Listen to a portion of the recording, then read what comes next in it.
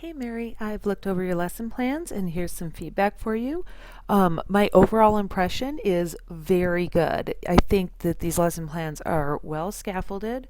They're high support lesson plans, and you obviously took a lot of time and put a lot of thought into the modeling that you were doing with the students, so writing with them in class and showing them both good examples and bad examples and breaking them down, and I think that's very impressive.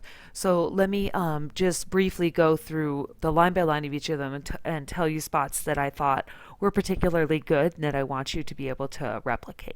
Okay. So you're obviously very well aligned in this whole section here, and I love the fact that you used some reflection questions from this part of the lesson plan in the end of every other lesson plan too. Your students will be able to, and your assessments, aligning those in the way that you did, I think is very nicely done, and I'd like to see you continue doing that in your learning plan. I think all of your hooks are really cool. You do a really good job at kind of hitting the students where they live, and doing something a little interesting and then transitioning to them into the paper. Okay. I like your heavy scaffolding and your examples, with the brainstorming in particular. And the only catch that I noticed, and this is really nothing, just something I noticed. You tell the kids they have to think about an interesting topic and generate ideas, but really what this has turned into, as I was continuing to read lesson plans, is that you want them to discuss a social issue. And you got to remember, for ninth graders, an interesting topic could be, I don't know, the brand of hairspray they use or the kind of motorbike that they ride, things like that.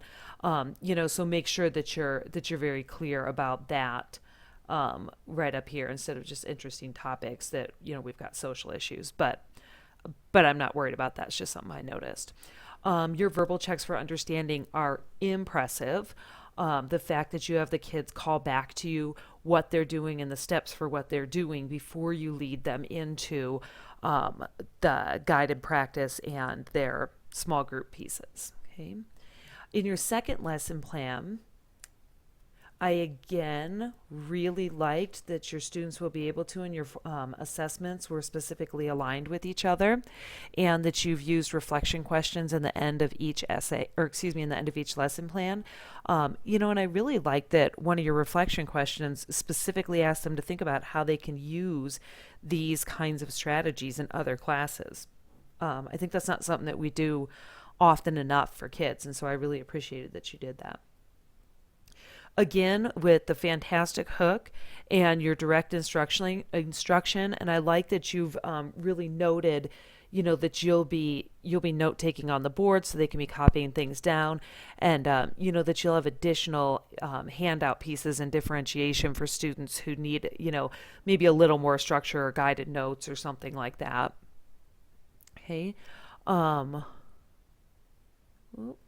Okay, and then obviously in your example here, you had a hook that was grammatically correct but didn't do all of its jobs. You had the students analyze that, and I think that's very powerful, because then when you come back to them as they're independently doing their writing, you can ask some of those similar questions to them, to get them to remember how they already analyzed a piece and how they can analyze their own writing. I think that was really, really well done. In your third lesson plan, okay, some continuing pieces that I really like there. Again, with that's a really funny hook, actually, right? Because romance movies are so formulaic, and many high school girls don't see that yet. So you've got them doing their conclusion paragraph here. Oops, sorry, scrolling. And I love that you have your conclusion paragraph, a model of grammatically correct but not working well, and that we analyze.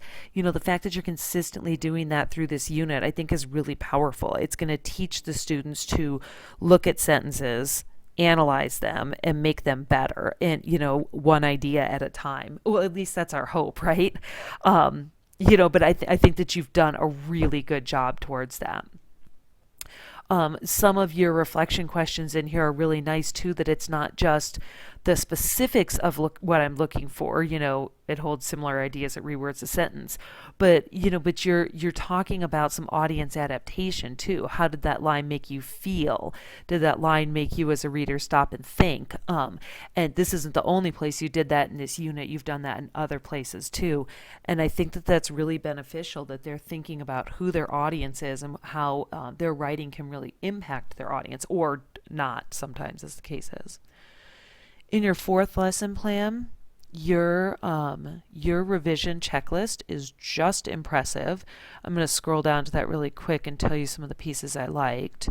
What I really liked is that it was so closely aligned with everything that you taught. That you specifically talked about hook, background, thesis. You specifically talked about topic sentences and facts. That this is so closely aligned, so that way the revision checklist doesn't have brand new information on there for them. I feel like you didn't address fluency too terribly much. I did see it mentioned once. You talked about using a transition word to get into a conclusion paragraph. So that might be one area where where you want to work with the kids and or revise your revision checklist. But this checklist is very thorough and very well done. And I like the fact that it literally has checks so that the students can go through and do those. Your rubric is also well done. I'm wondering if you created this on your own. It's very, I think the language is very kid friendly, and so that's nicely done. I think that it's accessible for them, and that they should be able to look at. And I really like the fact that you have them assessing their own writing, and that you will too assess their writing, so that way the two of you are coming together as an understanding that their learning belongs to the both of you, and that they need to take responsibility for their part, and that you take responsibility for helping them grow, whatever part that is. And so I think that some of those subtle messages that you're sending to students through your design of this unit are really beautifully done too. Nice job, Mary. Thanks.